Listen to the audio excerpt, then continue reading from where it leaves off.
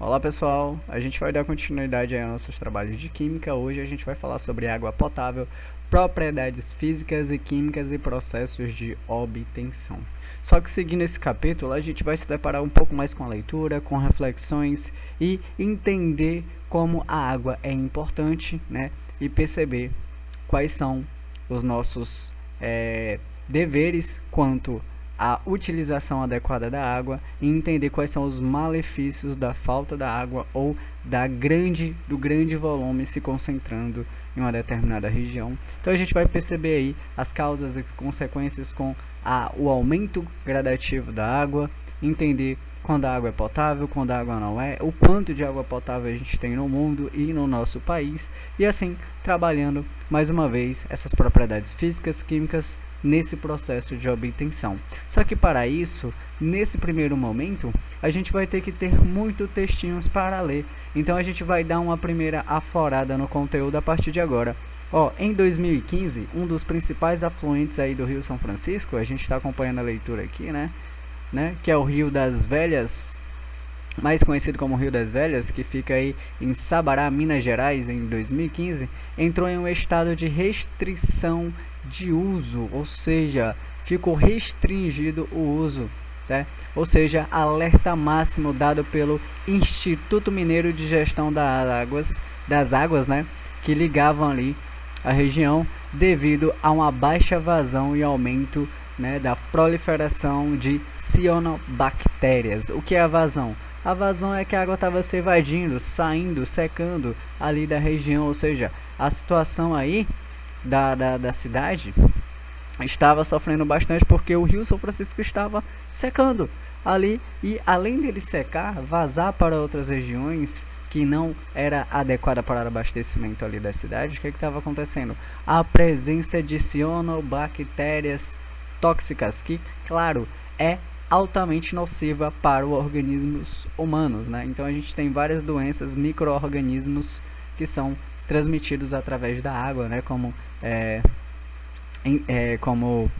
amebíase, giardíase. Então esse díase geralmente são tipos de bactérias que são micro-organismos que são transmitidos aí pela água. Então, de acordo com o Fundo Nacional das Nações Unidas, né, para a Infância, UNICEF, quase 750 milhões de pessoas no mundo não conseguem obter água apropriada para o consumo, e cerca de 1.000 crianças morrem diariamente dessa ocorrência, desse fato, né, e da carência de saneamento básico, onde o saneamento básico, pessoal, é uma das questões mais problemáticas do nosso mundão. Então esse texto aqui a gente está, nesse primeiro momento, só entendendo como a água vai impactar vidas, não só naquela região, mas impacta vidas em toda a escala mundial. A água, todo mundo sabe, é o nosso bem mais importante, e ela é basicamente a matéria-prima que vai constituir toda a vida no nosso planeta, né? Sem ela, simplesmente não existiríamos. Então, a água no planeta Terra, pessoal, o que a gente está abordando aqui de interessante? A água que forma os oceanos, rios, lagos e as calotas polares compõem um conjunto chamado hidrosfera, né? A gente tem a atmosfera, a litosfera e a hidrosfera. Hidro vem de água, né? Hidro vem de água. Esfera, né? Como a gente sabe, da estrutura, né, como a gente conhece o nosso planeta, né, de uma forma esférica. Então a gente vai perceber que dentro do nosso planeta, né, a gente tem um conjunto de substâncias que compõem toda a água, né, que são os oceanos, os rios, os lagos e também as calotas polares, onde a água se encontra no formato sólido, né, nos formatos que a gente conhece aí. Sólido, nós temos o líquido, e a água também pode chegar no estado gasoso, né?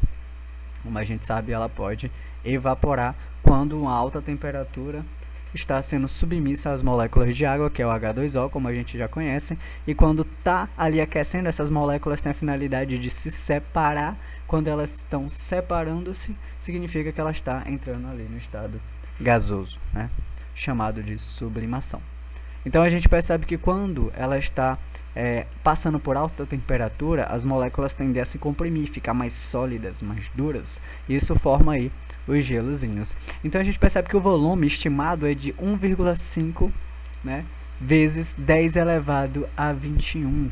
Então você já trabalhou com potência de base 10, por exemplo, se eu tenho um 10 elevado a 3, basta eu colocar aqui, ó, 1 e colocar 3 zeros, ó. Esse expoente aqui, ó, ele está referente à quantidade de zeros que tem aqui. Então aqui eu vou ter quantos zeros? 21, professor, olha. E ainda vai estar sendo multiplicado por esse cidadão aqui, que é 1,5, né, como a gente pode perceber aí. Então o volume de água é bastante, né, exorbitante. E que cobre cerca de 3/4, né, da superfície terrestre. Ou seja, pessoal, cobre quase o planeta inteiro, ó, 3/4, né? 3/4 para chegar ao todo, falta 1/4, né? Ou seja, soma de frações com denominadores iguais, conserva o denominador, soma aqui os numeradores, daria 4/4, que 4 dividido por 4 daria 1. Então, quase que chega aí na parte que cobre toda a superfície terrestre, né? Então, é em grande quantidade. Só que muito dessa água, pessoal, infelizmente, ela, apesar de ser essencial para constituir toda a vida que tem no planeta, ela simplesmente não é tão necessária para o consumo. Mas, claro, ela é importante para que haja vida no planeta, certo? Então, ela cobre cerca aí de 3/4 da superfície terrestre. Como essa quantidade de água está distribuída? Então, uma pergunta muito importante. Como essa quantidade de água está sendo distribuída? Então é isso que a gente vai perceber. Então a gente vai analisar aqui alguns gráficos, né? Então a gente vai comentar aí com vocês, né, sobre essa questão do volume total de água, dessa questão da hidrosfera, né, que praticamente não apresenta variação aí ao longo do tempo, e perguntar se vocês entendem essas questões, né? Então vamos lá. Pessoal, distribuição da água no planeta Terra aqui em 1993, e aqui a gente vai analisar esse gráfico de pizza dado em porcentagem. Então a gente tem aqui, ó, total global de água, 2,5%. Então a gente tem aqui, ó, em azulzinho claro, que é água doce, e o total que está sendo representado em cinza é água salgada. A água salgada ela é muito importante porque constitui toda a vida marinha no nosso planeta, né? Abriga ali vários seres vivos. Ela é importante para que haja vida, mas para nos hidratar, para o nosso consumo, para o nosso bem-estar, né? Ali falando dessa maneira, para o consumo próprio, ela não é viável, né? Até porque se você tomar água salgada, pessoal, seus rins vão basicamente sofrer e não vai funcionar adequadamente, você vai simplesmente desidratar e vai morrer ali por conta da quantidade de sal absurda e desidratação do teu corpo. Então a gente sabe que não devemos beber a água do mar, não é saudável, não é legal e nem interessante. Então a gente percebe que de toda a água do mundo, 2,5% é água doce, mas não significa que toda a água doce do mundo é potável, né? Que é necessária ou simplesmente, né, suficiente para que a gente possa usufruir. Mas vamos dar continuidade. A gente percebe aqui, ó, em azul claro, geleiras e neves, então estão no estado sólido, totalmente congeladas. Então a gente tem aqui águas subterrâneas. Essas águas subterrâneas são importantes, né? Então a gente percebe que a gente tem aqui 29,9%, né? Aí, só que a gente está fazendo essas porcentagens aqui, pessoal, de acordo com esses 2,5% do total. Então, desses 2,5%, a gente está tirando porcentagens de águas subterrâneas, que geralmente águas subterrâneas são interessantes, a gente pode pegar ali e, né, utilizá-la para o nosso bem-estar, nos hidratar, entre outras atividades relacionadas à água, né, que é muito importante. E a gente percebe a quantidade exorbitante também de geleiras e neves, né, que estão aí formando, né, com essa água, 68,9%. A gente tem aí em verdinho o solo, né, pântanos e geados sendo representados aqui. Dos 2,5% representa 0,9%, e a gente tem aqui em vermelho os rios e os lagos representando aqui 0,3%, né, dessas condições. Então vamos dar continuidade. A gente percebe aí, pessoal, como a água está sendo distribuída. Então a gente pode perceber que por mais que a água, né, pode ser aquela água doce, não significa que ela necessariamente já está pronta para uso, né? A gente sabe que tem que passar por toda uma questão de saneamento básico, limpeza, né, com cloro, entre outras substâncias químicas que a gente usa para purificar a água, para que a gente consiga matar alguns micro-organismos infecciosos, como a gente acabou de ler no texto acima, né? Falando aí das cianobactérias, que são tóxicas, que podem provocar várias situações totalmente desconfortáveis ali no ser humano, desde a diarreia, entre outros sintomas que possam surgir. Então a gente pode perceber que o maior percentual do total de água disponível está nos mares e oceanos, água salgada, e não é apropriado para o consumo humano direto nem de muitos outros seres vivos. Então o restante da água doce, pessoal, não está distribuído uniformemente no planeta. Como a gente viu, muitas pessoas sofrem ali por conta da necessidade de água, e muitas crianças acabam morrendo por conta dessa situação, onde a água não é distribuída de maneira adequada, de maneira uniforme para todas as pessoas. Então a gente percebe que o que resta da água doce não está, infelizmente, distribuído uniformemente, até porque em muitas regiões onde abriga populações não tem muito a questão da presença de água doce, sendo necessários outros meios de se adquirir aí a tão preciosa água.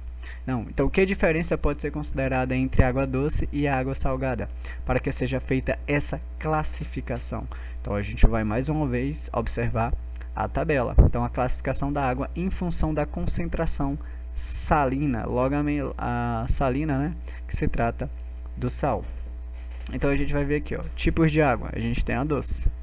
Tipos de água doce. A gente tem igual ou inferior a 0,05%. Isso aqui, por conta da toda a situação, ela é simplesmente em relação à classificação ou à água salgada, pessoal, ela é insignificante, mas ela atende ainda basicamente à necessidade mundial, né?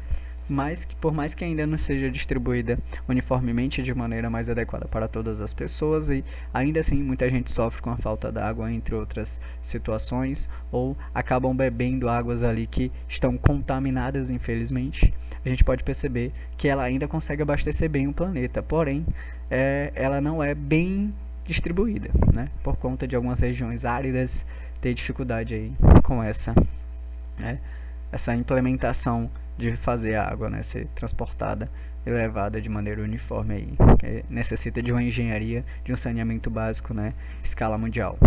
Bom, só que dentro da porcentagem de toda a água que existe, a água doce é totalmente insignificante perto da quantidade de água salgada. Porém, apesar da porcentagem em comparação significante, só essa pequena porcentagem em si, ela já atende bem a necessidade humana, né? Apesar de que a gente sabe que ainda tem muito caminho a percorrer, certo? Então a gente tem aqui a água salobra, né, que é superior a 0,05%, inferior a 3%. E temos aqui a salgada, que é igual ou superior a 3%. Então a água doce está presente aonde? Nos rios, nos lagos, nas banquisas e nos icebergs. Porém, os icebergs ninguém vai beber um iceberg, né? Porque a água está totalmente congelada, de sua maneira sólida. Bom, o que a gente vai perceber? Que as banquisas, pessoal, são formadas de água do mar congelada. No entanto, sua concentração salina pode ser inferior a 0,05%. Arquipélago, né, de Selvagem, na Noruega, em 2015, que está retratando aqui a imagem. Então, além da representação dos íons sódios e cloreto, consideram-se aí os cátions, como magnésio e cálcio, e ânions, como sulfato, carbono, fosfato e nitrato, né? Então, além da presença de íons sódios e cloreto, né, cloreto de sódio nada mais é que o salzinho, a gente considera aí ainda cátions, magnésios, cálcios e ânions, né, como sulfato, carbono, fosfato e nitrato presentes aí, né, na água salgada. Bom, considerando, pessoal, uma amostra de água do mar, o componente mais abundante em quantidade de matéria é o solvente, né? No caso, a água. A água é considerada um solvente, né, que ela costuma absorver, né, se misturar. Então a gente percebe que o ciclo da água na natureza ela pode ser abordada em conjunto com a disciplina de biologia, né, acompanhando uma discussão sobre o consumo sustentável da água. E a gente vai abordar um pouco dessas questões. Então, os componentes presentes em menor quantidade, pessoal, são chamados solutos. Tá aqui, né? Solutos. Caso dos íons sódios e cloreto. Esse sistema homogêneo é denominado solução, né? A concentração é uma maneira de expressar, né, a quantidade de soluto dissolvida na solução. Assim, o percentual expresso nos valores da tabela indica uma concentração de gramas de sais dissolvidos para cada ali 100 gramas de solução. Porém, a gente pode perceber que há outras maneiras de expressar o valor da concentração. A água utilizada no dia a dia, pessoal, é proveniente da água doce disponível. Então, aquele cujo percentual salino é inferior a 0,05%, ou seja, é uma quantidade significante de sal presente na água potável. Além dessa quantidade, pessoal, corresponder a uma pequena parcela do total de água e de sua distribuição não ser homogênea pelo planeta, ou seja, existe ainda uma significativa fração poluída. Então, a gente percebe que apesar da quantidade ínfima que a gente tem de água, que é basicamente um recurso natural mais precioso de todo o planeta, a gente ainda está processando isso de maneira indevida, como, por exemplo, poluindo, desperdiçando, não utilizando a água de maneira mais adequada possível. Só que mesmo assim, a água doce não se esgota, graças aos ciclos hidrológicos, ou ciclos da água, processo que permite sua contínua circulação na natureza por meio da evaporação e da condensação. Isso não significa que isso pode perdurar para sempre. A gente pode perceber que esse processo continua, ela não se esgota, mas pode acontecer devido às mudanças climáticas, né, de como a gente vai lidar com o planeta. Entretanto, se a taxa de consumo de água doce for maior que a taxa de sua reposição, ou seja, imagina um copo com água. Você faz um pequeno furo, um pequeno bem insignificante, um furo no copo de água, e você vai tentando colocar água no copo. Imagina que esse pequeno buraco no fundo é o consumo que você está fazendo. Então, você consegue colocar mais água dentro do copo do que a água vai sendo derramada para fora. Mas abre o buraco bem maior no copo e vai tentando colocar água no copo, a água vai derramar mais rápido do que você consegue encher o copo. Isso representa bem, né, analogamente, essa questão da gente simplesmente desperdiçar mais do que a água consegue simplesmente repor, né, através do ciclo hidrológico aí para a gente. Então, o que a gente pode perceber?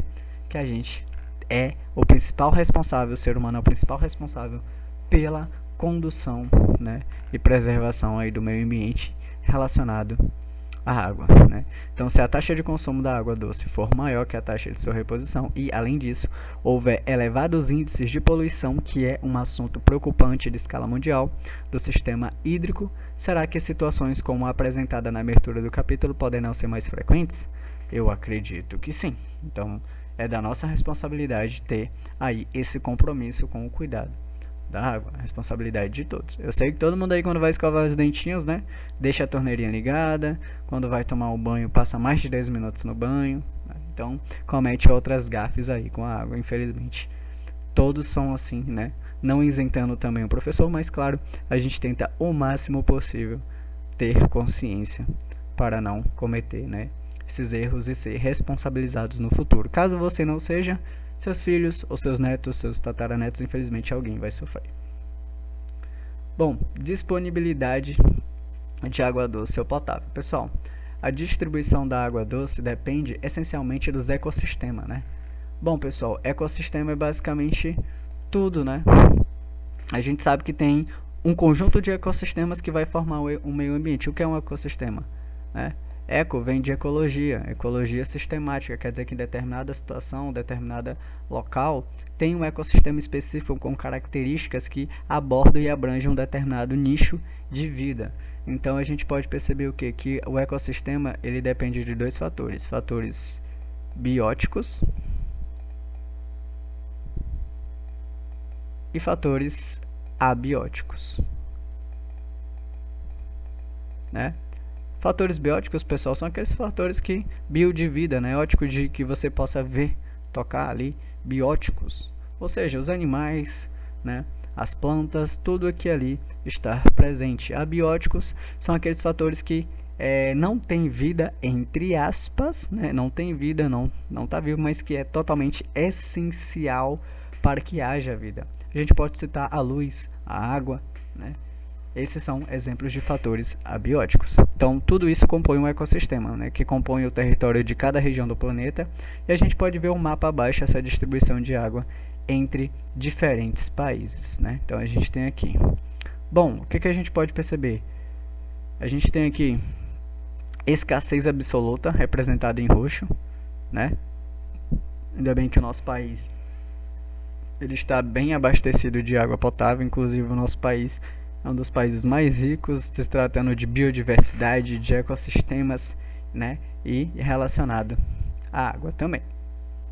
A gente percebe aqui na cor mais alaranjada, pessoal, escassez. Aqui, ó, de 0 a 500, escassez absoluta, não tem água nessas regiões, né? A gente tem aqui escassez, dificuldade nas partes amarelas, dificuldades.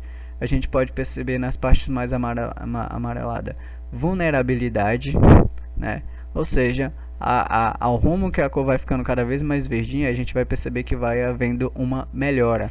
Então a gente pode perceber que o nosso país até que está bem tranquilo, né?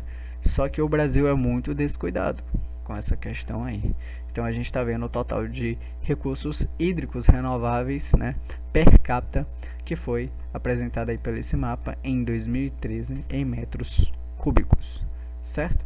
Então a gente pode perceber aí. Nosso país até que está muito bem, né? Localizado aqui na América do Sul.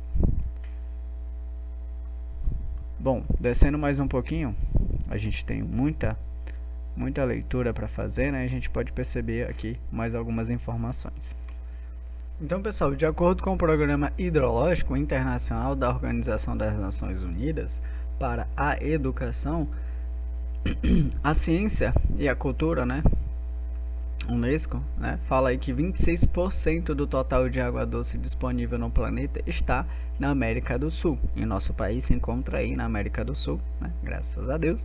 E a gente pode perceber que a gente está bem abastecido de água. Porém, como a gente está na América do Sul e está responsável por grande parte da maior região de água doce disponível no planeta, é de responsabilidade maior, né, de nós, habitantes aí da América do Sul, nos seus respectivos países, tomar conta e respeitar e ainda assegurar, né, o bem-estar da água potável aí no nosso país, no nosso território.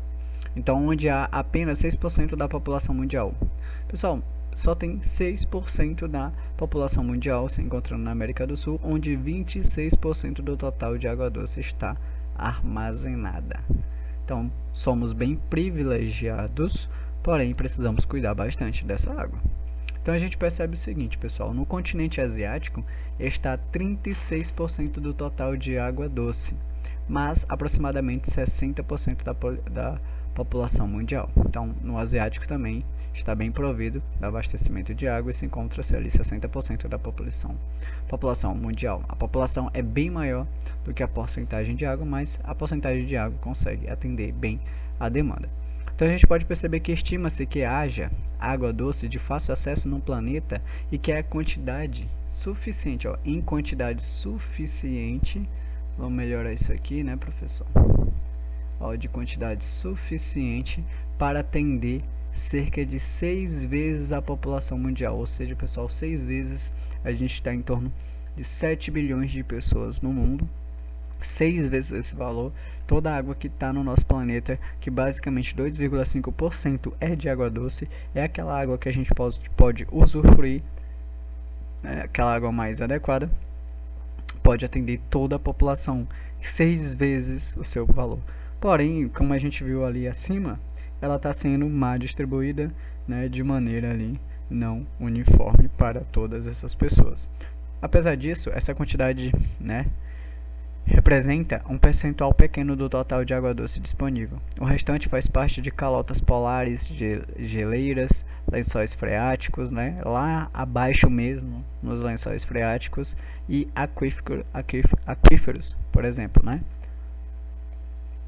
Então, a gente pode perceber que apesar que tem água para atender toda a demanda, 6 vezes do planeta, só que algumas estão, de certa maneira, inacessíveis, né? Como, por exemplo, calotas polares, geleiras e lá bem no fundo mesmo, lá nos lençóis freáticos, né? E aquíferos, que são um dos exemplos citados. O aquífero Guarani é uma das maiores reservas de água doce subterrânea do mundo. Aproximadamente 70% de sua área está localizada no território brasileiro, onde a gente pode observar aqui no mapa, ó, limites do aquífero Guarani. Que tá pegando aí, pessoal, alguns locais, né?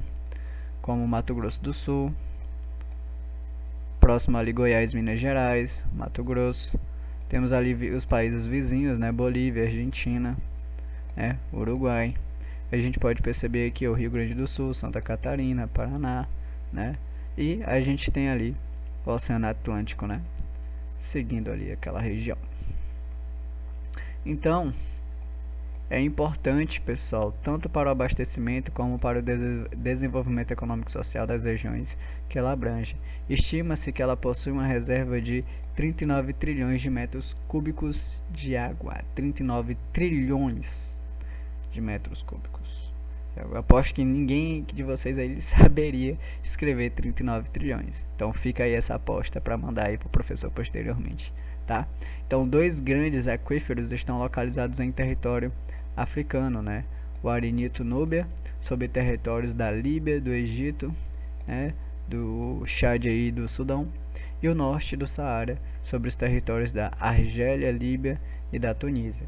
Só que, entretanto, porém, contudo, todavia, para que essa água possa ser disponibilizada para a população e para uso agrícola, devem ser perfurados poços para sua extração, o que exige técnicas complexas e conhecimento detalhado da região, ou seja, da região. Existe um trabalho muito grande de engenharia para estar retirando com cuidado aí essa água para não prejudicar o território, a localidade, prejudicar ali ecossistemas, né? Danificar os lençóis freáticos, tem que ter muito cuidado.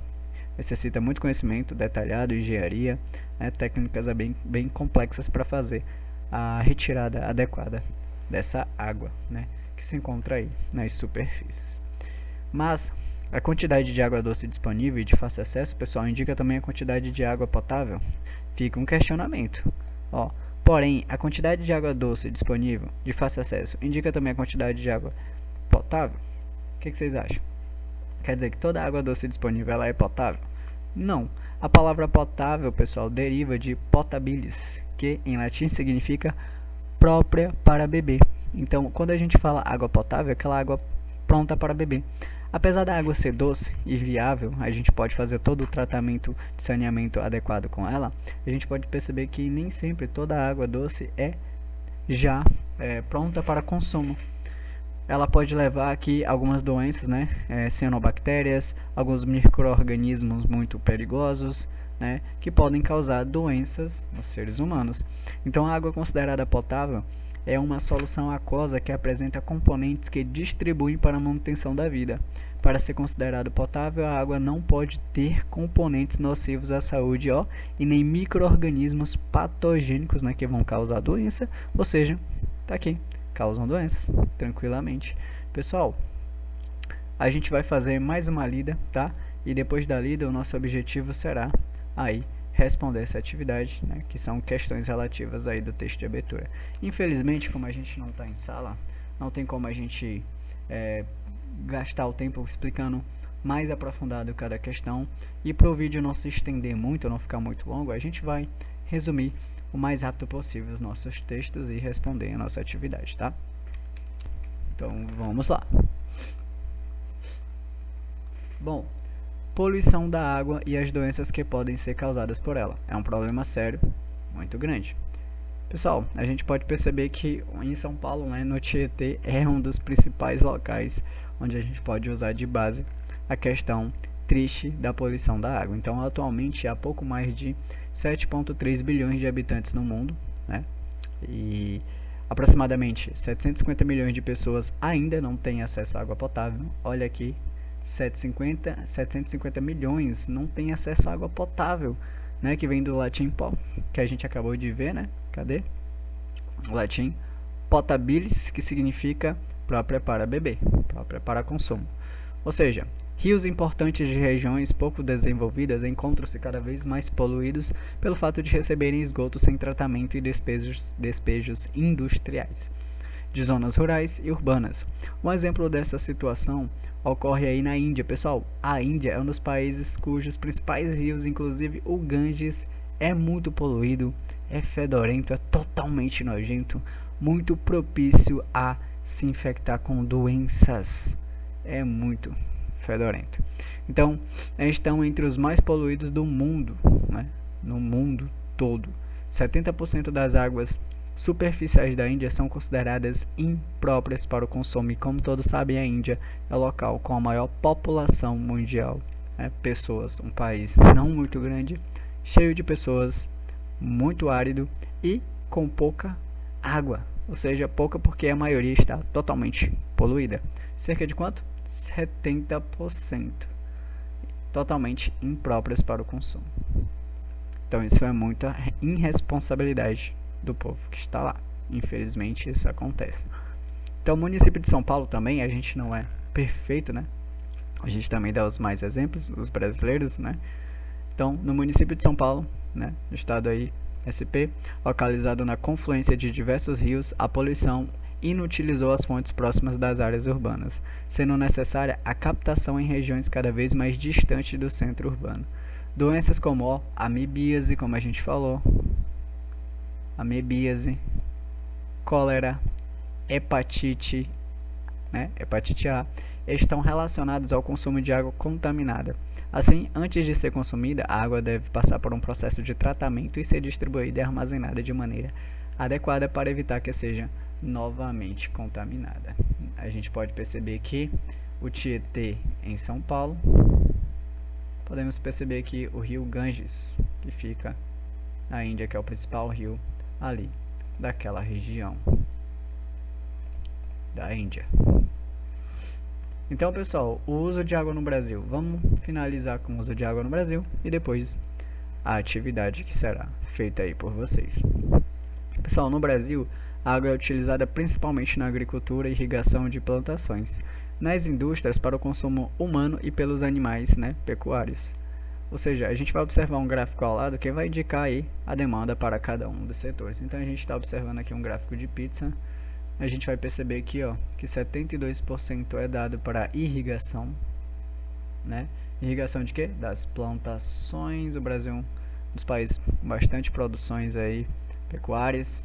Então a gente percebe que 11% aqui para pecuárias, animais, pastos, né? 9% nas zonas urbanas, 7% para as zonas industriais e sobrou 1% aqui para a zona rural. Então a gente tem aqui a estrutura da demanda de recursos hídricos no Brasil, só que de 2014, né? Então a gente precisa de dados mais atuais. Só que 2014 tem aí esse consumo total aí, dado de 1.161, né, metros cúbicos por segundo, que é a quantidade de água que é utilizável dentro do território brasileiro. Então, considerando dados como esses, pessoal, a Organização das Nações Unidas, a ONU, né, para a alimentação e agricultura, tem destacado o uso mais eficiente da água empregada na agricultura, visando o aumento da produtividade da terra e da sustentabilidade dos sistemas agrícolas. Aproximadamente 12% do total de água doce do planeta está em território brasileiro. 72% total da água doce do planeta. Uma porcentagem bastante significativa, está dentro do território brasileiro, mas isso não quer dizer que todos os cidadãos têm acesso a ela. Infelizmente, é uma situação triste. Nas regiões de clima semiárido e escassez de água comum, cerca de 68% do total de água doce brasileira está nas regiões amazônicas, mas ali a concentração populacional é bem baixa. Já no sudeste, regiões de maior densidade populacional, há apenas 6% do total de água doce. Diante desse cenário, é importante que o uso racional das águas seja sempre discutido, considerando a importância desse recurso para o desenvolvimento do país, e a qualidade de vida dos cidadãos, né, e a manutenção dos diferentes ecossistemas brasileiros. Então, esse assunto tem que ser bastante abordado, sempre enfatizado, para que a gente tenha consciência do nosso bem, do nosso ouro, pessoal, nosso ouro líquido, que é a água e entender que ela é muito importante e vital para toda a vida, né, acontecer dentro do nosso planeta e tem que ser abordado. Isso vai aumentar o desenvolvimento do país, a qualidade de vida de todos os cidadãos e a manutenção de diferentes ecossistemas, tá? Então a gente vai trabalhar muito com essa questão que deve ser debatida, sempre discutida, sempre abordada e nunca esquecida. Agora a gente vai fazer o quê? A atividadezinha, né? Onde vocês irão responder as questões 1, 2, 3, 4 e 5, cada um, né, sendo respondida adequadamente. Então a gente fica por aqui. Na próxima aula a gente fará mais questões, falará e abordará novos tópicos e depois a gente vai fazer experiências aí abordando a água, tá pessoal? Depois fiquem aí ligados e aguardando os vídeos da experiência de água. A gente vai fazer um pouco e entender como funciona um processo de reestruturação de uma água, né? Despoluição. A gente vai entender como a gente pode também usar técnicas de sobrevivência, né? Caso você possa perceber como pegar ali uma certa quantidade de água e simplesmente filtrar, deixar essa água ali potável, né? Seja própria para consumo. Então a gente fica por aqui e vou postar a atividade para vocês aí a partir